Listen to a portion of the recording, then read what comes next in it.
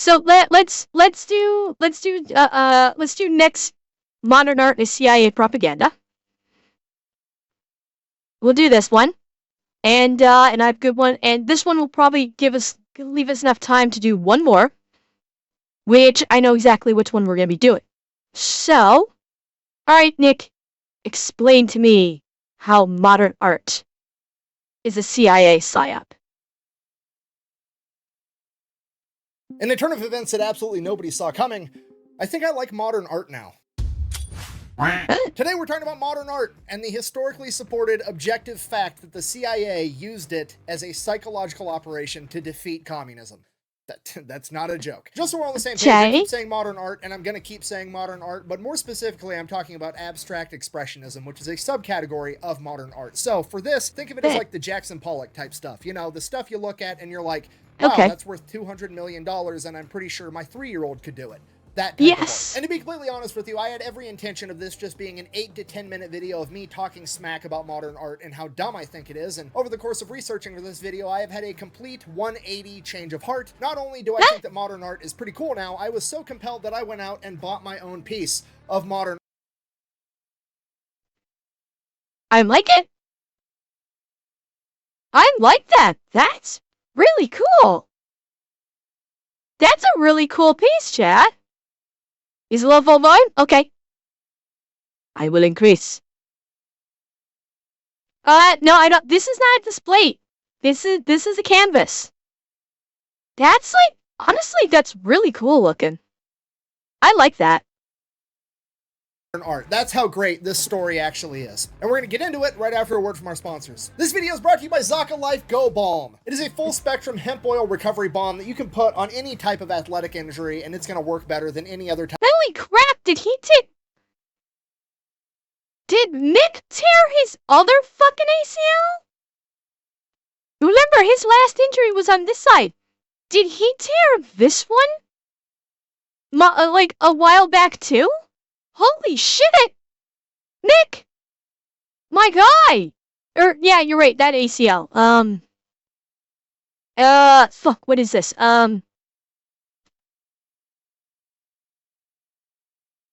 Shit, I forget what muscle group this is. The trap. It's a trap.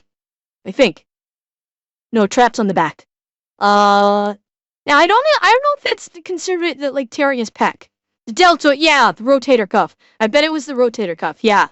So, damn, Nick! You're just, like, messing up both your damn arms! Well, no, J10, it's not just sore, he has a scar. He has a surgery scar here. Better than any other type of ointment that you've ever tried. I've been using it for over a year, and whether it's old chronic injuries flaring up again or new and exciting injuries, this stuff helps either way. They're a small business based right here out of America. All their products are made here. So if you want to check them out, I'll have a link in the description down below. Let's get back to the video. All right, let's just take it from the top. World War II ends. The Cold War pretty much immediately starts, right? We split Germany right down the middle. We've got East Side versus West Side, just like Biggie and Tupac. But instead of rappers, we have communism versus capitalism. They are going to be competing at literally everything under the sun. Okay, most people think about Cold War and it's like, who has the best weapons? Who has more nuclear bombs? That's true, but there's also the culture war. America and the Soviet Union are competing against one another at absolutely everything possible. This is why we have awesome movies like Miracle, because America needs to beat the Soviet Union at hockey, and we need to win the most Olympic medals, and we have to have the... Too bad he didn't have, what was it, shit, was it Philly? Was it Philly that absolutely, that shoved the Russians' head in a dumpster on the ice rink?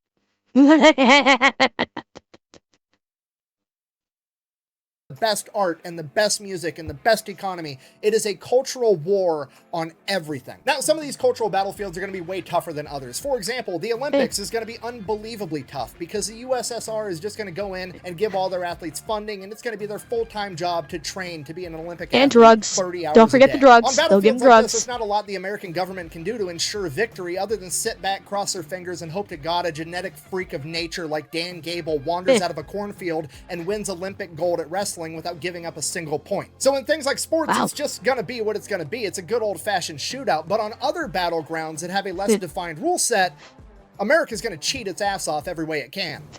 Goddamn right. And two of these extremely important yet undefined battlegrounds are art and music. And America doesn't want to go toe-to-toe with the Soviets in, say, music on a category like classical music because, well, the Soviets are going to do the same thing they do with their Olympic teams. They're going to take a 1-year-old that can barely walk, shove a violin in their hands, and make them play it 18 hours a day till they become the best violinists on earth by the time they're 7. And the American government basically has a strategy of like, yeah, no thank you. We're just going to take something the Soviets don't have and make it extremely popular, and that way we win automatically. So the government, by way of the CIA, takes a bunch of money and funnels it into the jazz industry. They take the best artists like Louis Armstrong and send him on global tours all around Europe and every other country they can get into, showing off this new style of music and making it popular across the globe. And it's something that the Soviets just aren't going to be able to compete with. And jazz ends up inspiring rock and roll. And then rock and roll ends up inspiring metal. And next thing you know, it's 1991 and Metallica is having a concert in the USSR with 1.6 million people in attendance. Yeah, baby. 3 months later, the USSR falls. Coincidence? I think not. And they have the same Chat. I mean, is he wrong? Is he wrong? He's not gonna drill down into a dragon. That's what he was saying. But Metallica plays a massive concert in Russia. 3 months later, Russia's like, okay, we're done? I don't know. It's a little bit coincidental.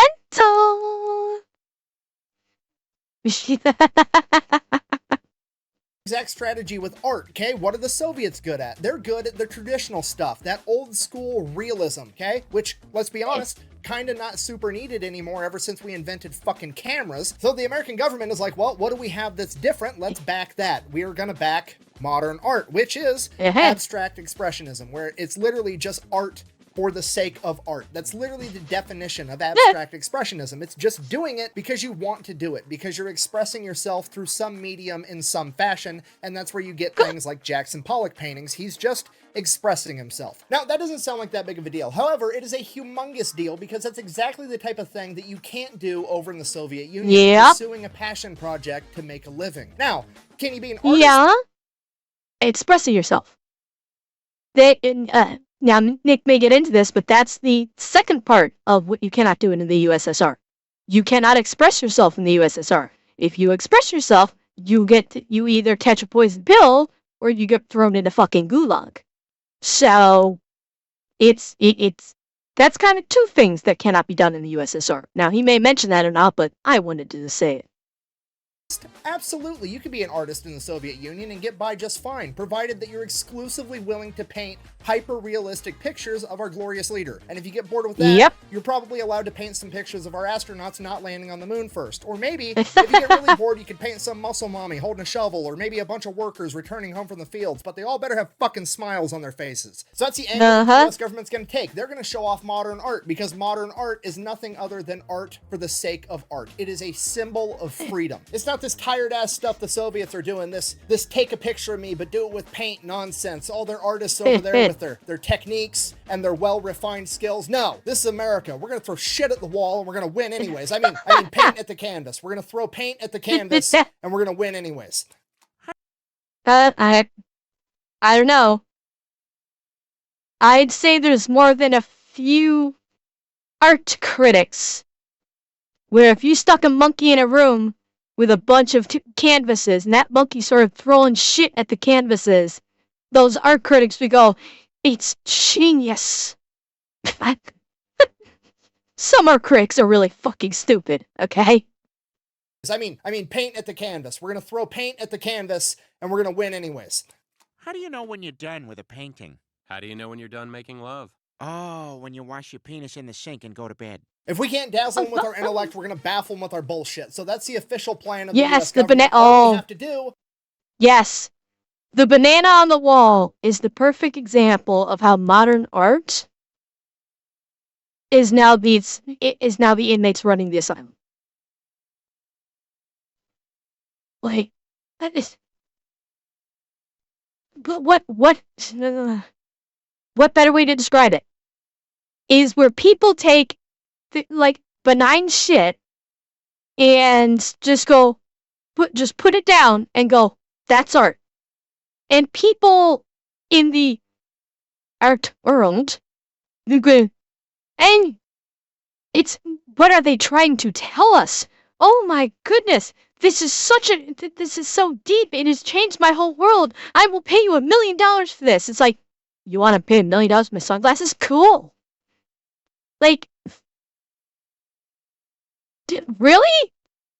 So someone actually bought the banana? I thought that someone actually like stole the banana and ate it. I didn't think somebody actually bought it. But he actually bought it and ate the banana. And if that's true, I am legitimately curious how long it took for someone to just take another banana, slap it on the wall, duct tape, and go 2.0. And people went, oh. That's where we're at. That is what we're at in society. We went from Jackson Pollock and modern art impressionists, like the painting that Nick held up, which looked fucking amazing, to people putting a shoe on a pedestal or sticking a banana on a wall and saying art, and people actually buying it. But that's my guess. If I were to I mean, maybe it did get swapped out. Like, it probably got swapped out every day after the art museum closed. That's my guess. Is every fucking day it got swapped out. When you're done making love.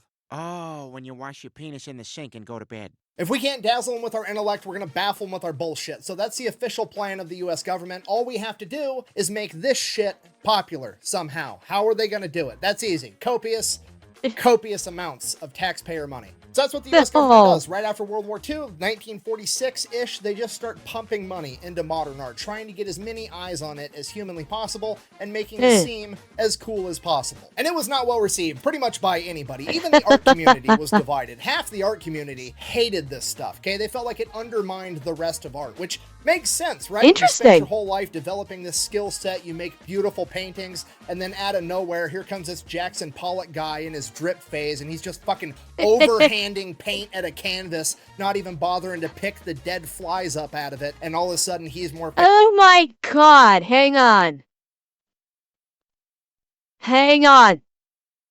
There was a dead fly in the canvas that's been there for 60 years. And I guarantee you, when it was first discovered, people were probably saying, I wonder what this fly represents. What is Jackson Pollock trying to tell us with this? Oh, I'm in the way. Sorry. Yes, that is a dead fly that got caught in the paint while Jackson Pollock was splattering paint. And I'll bet you, art people were going, what is he trying to say with it when it was discovered? Like, is he trying to say something about the travesty of life, or how short life is, and we can get buried under our troubles of the world, and we will get stuck in a rut. It's a dead fly. It buzzed around. It got stuck in the paint and died. That's it.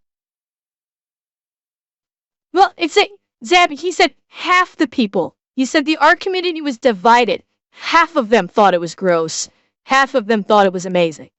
So it was that whole, split thing.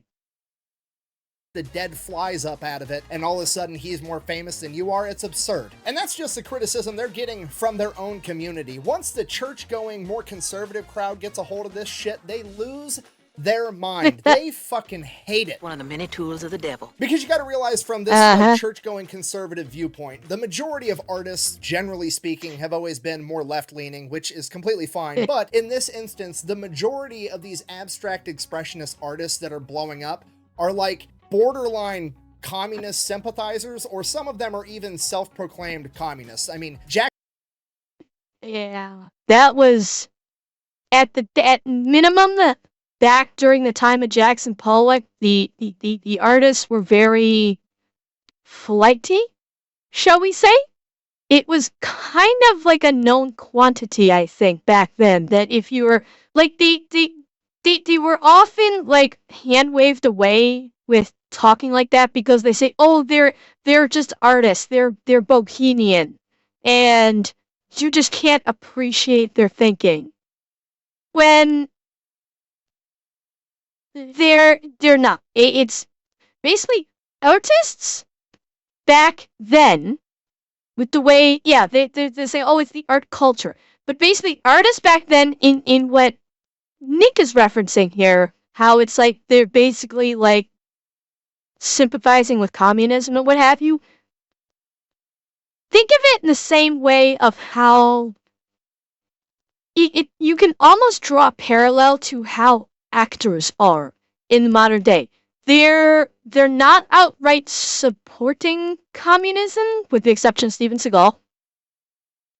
But it's that same kind of mindset, how they're all basically on the, but like how, not all, how many of them have jumped onto the DEI bandwagon. And the very, a certain directionality in the political sphere. You know, so we've basically transitioned from artists doing this kind of thing to the actors doing this thing in the modern age. It's like, the only difference being is now people are not excusing it as, oh, they're just being an actor. Now they're telling the actors, shut the fuck up. You don't have a fucking clue what you're talking about. You're a stupid-ass activist that doesn't actually know how the world works while you're sitting in your multi-million-dollar mansion.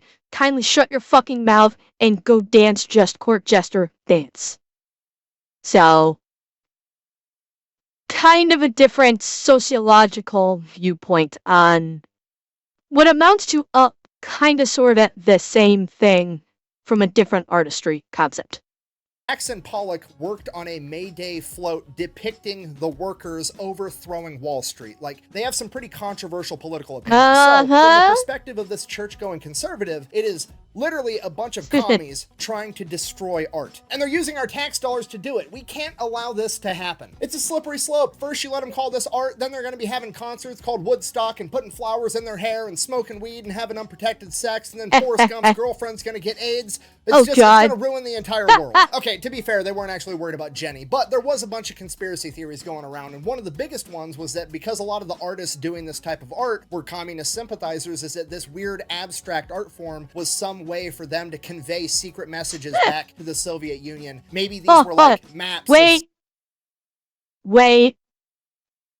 What did you flash on the screen there, Nick? What did you flash on the screen? I caught that. I saw that. Hang on. What did he flash on the screen? Hang on. Convey secret messages back to the Soviet Union. Maybe it was. Hang on. Thread lines.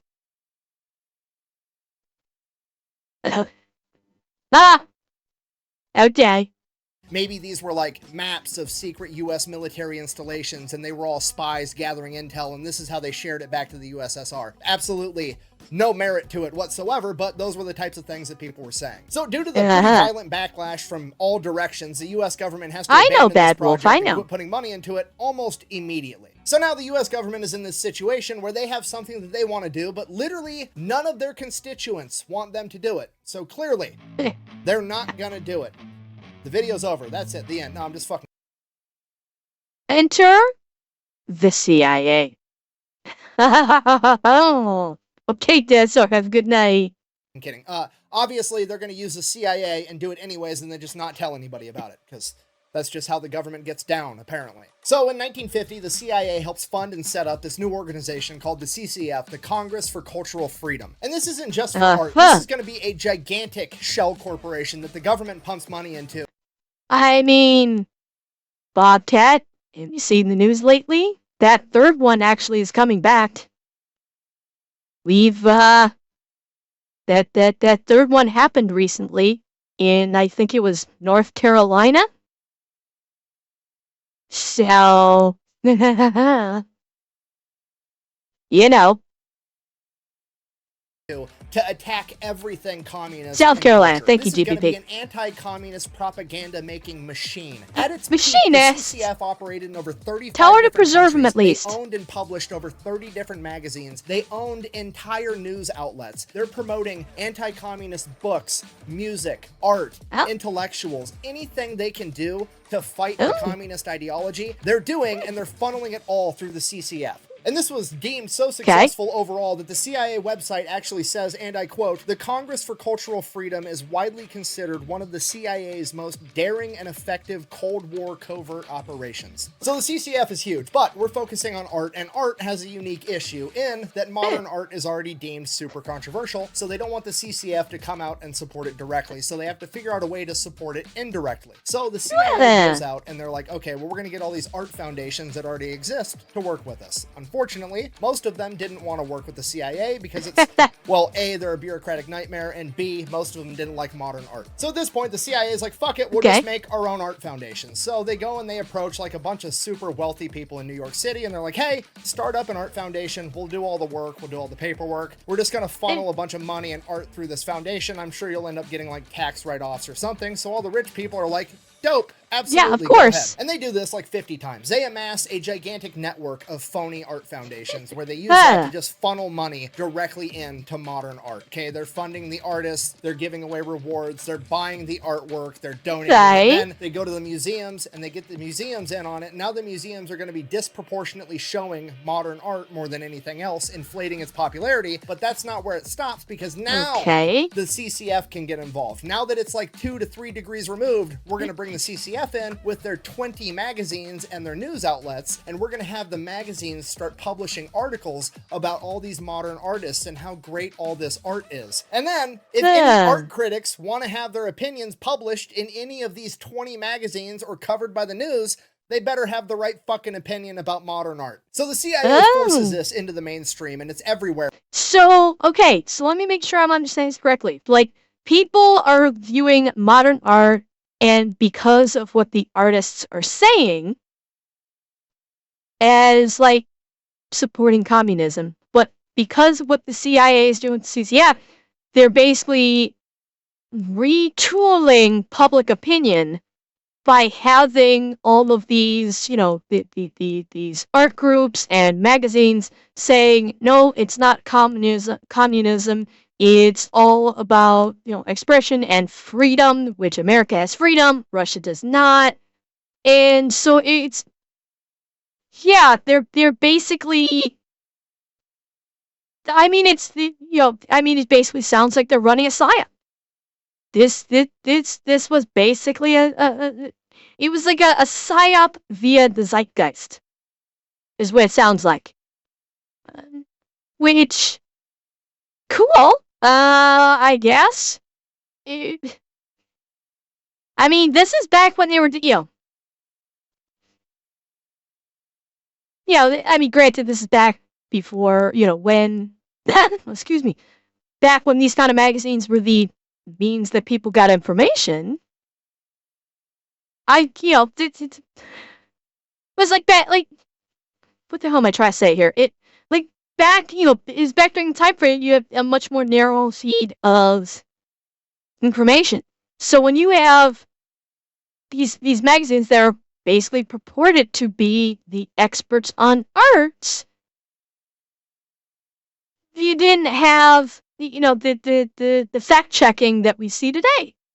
So yeah, you have less sources of information, and so it's almost kind of feels like, you know, they're changing public opinion with a cudgel, essentially. But it worked because this is the Cold War, and people probably didn't do as much critical thinking as we do today. We see something like this today, and we're instantly suspicious. So I could see how effective it would be. This was a simpler time, far fewer means of information. Yeah, it's a great little fucking psyop. And all the media all the time, and everybody sees it. And this is like the peer pressure effect, right? You see this in all the magazines, all the art critics love it. Eventually you're like, shit, am I the only person that thinks this is dumb? If everybody else likes it, I don't want to be the only uncultured swine that looks at something that I think my 3-year-old can do and like doesn't understand the deeper meaning. So I'm just gonna... And again, this is something that only works back during that time period. That doesn't work during this time period because too many people nowadays are fine with being the only ones that don't get it. Because there's always going to be someone else that, quote unquote, doesn't get it just like you. No one wants to admit they don't like YouTube, so no one says it. Oh, is that the YouTube fan theory? Like, I'm fine with YouTube. I don't listen to a lot of them. I've only heard a couple of their songs. But, yeah, but that's just a theory. Right? Honestly, I don't think I've ever heard that YouTube theory. I think I more appropriate, honestly, is more like the Zendaya theory. That she's actually not a great actress, but because holy shit, holy shit! Chat. Is Zendaya and The Rock a CIA psyop? They're in fucking everything now.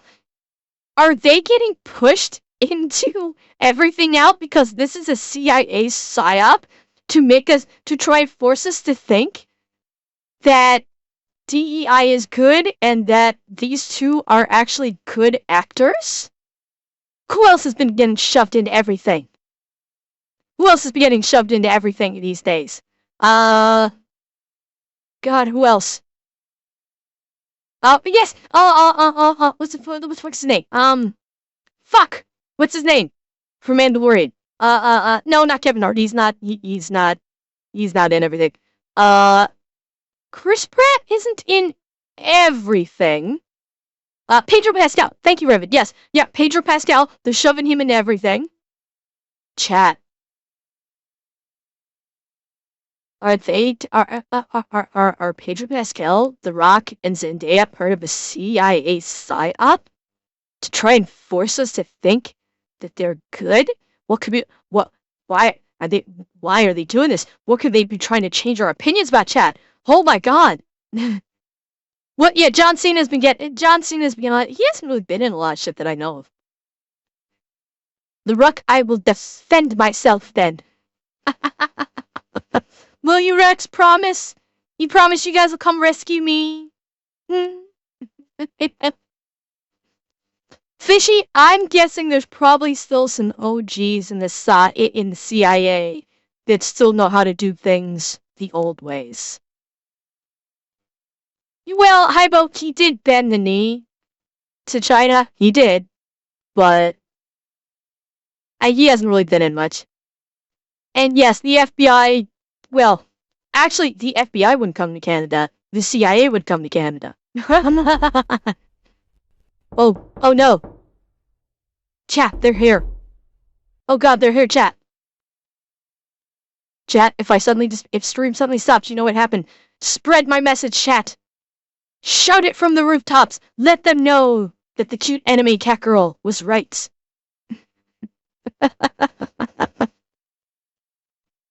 Lie and pretend and say that I like it too, just so I'm part of the cool kid group, so I'm deep and thoughtful and sophisticated. So people started to like modern art. It's like candy corn, okay? I know that candy corn tastes like shit. I've never met a single person in my entire life that actually liked candy corn. Yet somehow, some way, every October, it's absolutely everywhere. It's got the best... Oh my god, this reminds me. Have you guys heard the Louis Black joke about candy corn? Have you guys ever heard his joke about it? See, okay, Louis Black does a joke. I don't think he still does the joke, but he's used to do a joke in his sets about candy corn. Where he's like, everybody, he fully believes that every Halloween, that the Halloween elves go around and collect all the candy corn because none of it's eaten. They rebag it up and resell it at Halloween time. And everybody forgets how bad candy corn is. Everybody, when presented with a bowl of candy corn, treats it like they're an Alzheimer's patient. Where they go, candy corn. Corn that tastes like candy. And then they put it in their mouth and they go, son of a bitch! I think candy corn is fine. I don't think it's anything good. I personally have no objection to candy corn. I don't think it tastes like shit. I just classify it as just fine. It's fine. I've had it before. It's decent. Marketing on the planet for no apparent reason. I don't even know what company makes candy corn, yet it's everywhere all the time for the entire month of October. Fuck, candy corn's got to be a psyop too. It's got to be like nuclear waste. That's how the government gets rid of it. I have no idea. But anyway, sorry, I'm getting distracted. Now, I can't prove that candy corn is a psyop. Yet. I'm going to look into it. I'm upset about this now. But we do know for a fact that modern art was a psyop, or at least its rise to fame was a psyop. And we know this because in 1966, the New York Times had found out that the CIA helped make the CCF, and they ran it as a story. Now, they only knew about the CCF. They didn't know about all the other extra stuff that they did in the art community with the founding of all these different shell art foundations. That didn't come out until the 1990s. But it did get the ball rolling for a bunch of conspiracies because now the art community is super skeptical of abstract expressionism. Now, it just didn't make sense from their point of view. You know, usually, typically speaking, it's almost common knowledge that most artists don't get super famous until after they die. Yet somehow, all the major abstract expressionists, Jackson Pollock, de Kooning, Rothko, these guys were all superstars during their lifetime. They had multiple page spreads in magazines. They were making tons of money. They were rich. They were famous. It just made zero sense, historically speaking. Because of this, a lot of people in the art community thought for sure the government had to be behind it. In 1974, famous art critic Max Kuzlov said that it was, quote, a benevolent form of propaganda. And here's the kicker with this. We don't know to what degree the artists that benefited the most from this actually knew that they were being used by the CIA, because as far as they probably knew, they just received a bunch of money from some art foundation owned by some rich guy. They didn't know that that rich guy was actually working with the CIA. On the flip side of that, maybe they did know the entire they time. were. Some people cite the fact that Jackson Pollock... That's why I was saying, like, yeah, they were the rock stars of their time. That's why I said, like, all of their, you know, when they, you know, the way that they talked, the what could be considered, like, commie talk or whatever, was, you know, the way they dressed, like, when they would go to fancy parties and they would dress either very shabbily or very outrageously, it was forgiven because they were viewed as being bohemian and artistic and free-spirited. So yeah, they were absolutely treated like fucking rock stars back in the day. Thanks to this. Pollock later in his life denounced communism. Okay, Techno, have a good night. However, in my personal opinion, I don't really buy it. I think these guys had no clue, and I think that Jackson Pollock denounced communism later in life because he got famous and rich as fuck. I mean, the dude was selling paintings for $8,000, which if you adjust for inflation is like 95 grand, okay? He had a lot of money, and let's just call a spade a spade. Every young college kid wants to share the wealth, and then they get a little bit older, and it becomes their wealth that needs to get shared, and then their opinions change. Now, that's just my opinion. I could be wrong. However, I hope I'm right for a couple of reasons. One, I personally just find it funny that the US government was using unwitting communist sympathizers to fight against communism by showing off all the freedoms they have because they didn't live under communism. To me, that's art. And B, and also another... I mean, what he was just saying about the artists, it holds true today. Think about all of those people that did the Wall Street protests. Okay? Remember remember the whole, what the fuck was even called? Just like the Wall Street protests that happened, a while back. They were doing it because they don't have money. They were protesting Occupy Wall Street. Thank you. They were doing it because they didn't have money. Guarantee you, if any of those people that were part of the Occupy Wall Street movement, if they had money, particularly if they were investing that money, and that's how they made the money, guarantee you, not one of them would have been there. Not one. Because Nick is absolutely right. This is a cold hard fact. When you don't have money, you want it to be shared with everyone because you don't have it. But when you have money, if you don't have money and you're saying I want it to be shared, the minute you get that money, you're going, well, no, this is my money. I don't want to give it away. I like having money.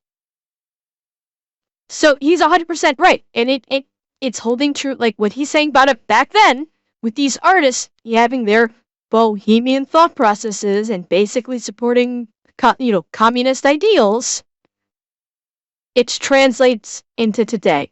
That hasn't stopped. It's the more things change, the more they stay the same.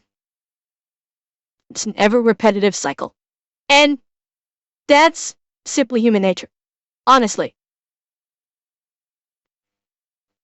People who used Wall Street what I'm saying, Zeb, is if those people that protested Wall Street, we'll do a pretend. Because Occupy Wall Street had some legs in terms of how long Occupy Wall Street happened. If any one of those people that were involved in the Occupy Wall Street movement, if at any point they suddenly came into money, and more specifically, if they came into this money due to investments in the stock market, guarantee you they would have bailed the fuck out of that protest in a heartbeat. That's what I'm saying. It's basically all these people. Jesus. People are fucking drag racing up my street. All of these people that were protesting it, if they suddenly received money during that protest, if they suddenly received a substantial amount of money and were able to invest it in the stock market and grow that even bigger and basically become rich off of that, they would have abandoned that Occupy Wall Street movement in a heartbeat. Because that is human nature. It is. Like, this is not like I'm saying anyone is bad. Don't misunderstand. I'm not saying that Wall Street good, protesters bad, or protesters good, Wall Street bad. That's not what I'm saying. Yes, Zeb, exactly. Or if the people protesting it suddenly benefited from it, they wouldn't protest it. I'm just saying, this is human nature. Like, it's very simple, basic human nature. Those that do not have want and will look unkindly upon those that have. Those that have, by and large, don't want to become one of those that wants by not having having their wealth. That is like basic human nature, which is, and I'm not criticizing either end of this. It's just, yeah, I'm saying that, I recognize it as what it simply is. And it's going to continue throughout human history.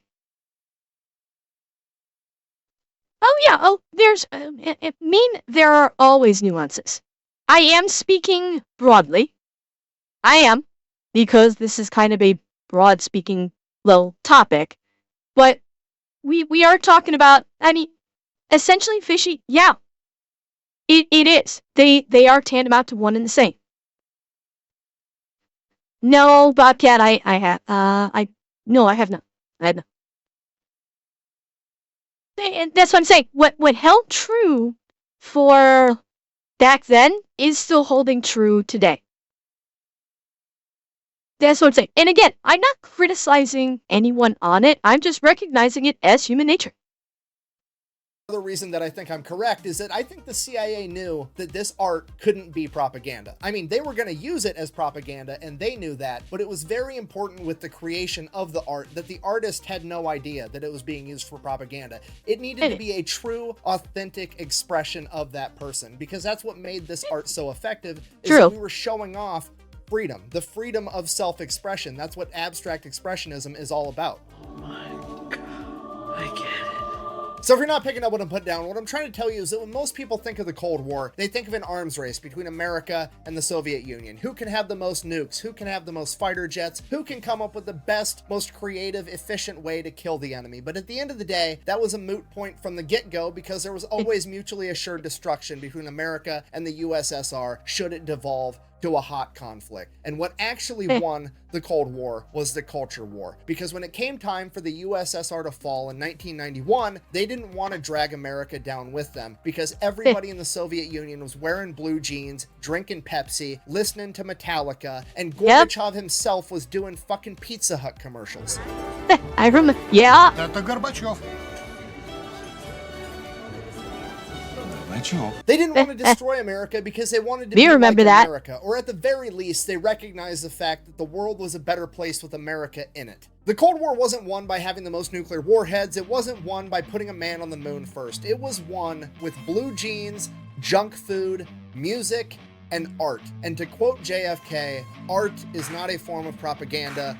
It is a form of truth. Thank you for watching. Interesting. The best way to support the channel is go buy some merch over at thefatelectrician.com. Quack, bang, out. Like a week ago, I would have done nothing but made fun of modern art. Now look at me. Look at this. It's beautiful. I love it. It speaks to me. I like what it has to say.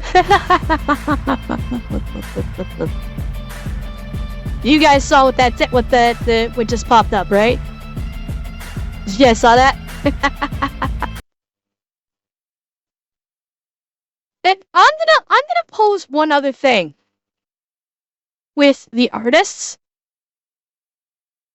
It wasn't so much. I think it wasn't so much the art itself that people were saying, "Oh, is this communist or not?" It was, again, going with, like, you know, artists with artists, particularly in Hollywood today. It wasn't the art that was the problem. It was what the artist was saying. That was the problem. If the artists did not espouse communist propaganda back then, and they just basically just did their art and said, "Here's my art," there would not have been a concern about modern art being associated with communist propaganda, and therefore the CIA would not have had to step in and basically run the psyop.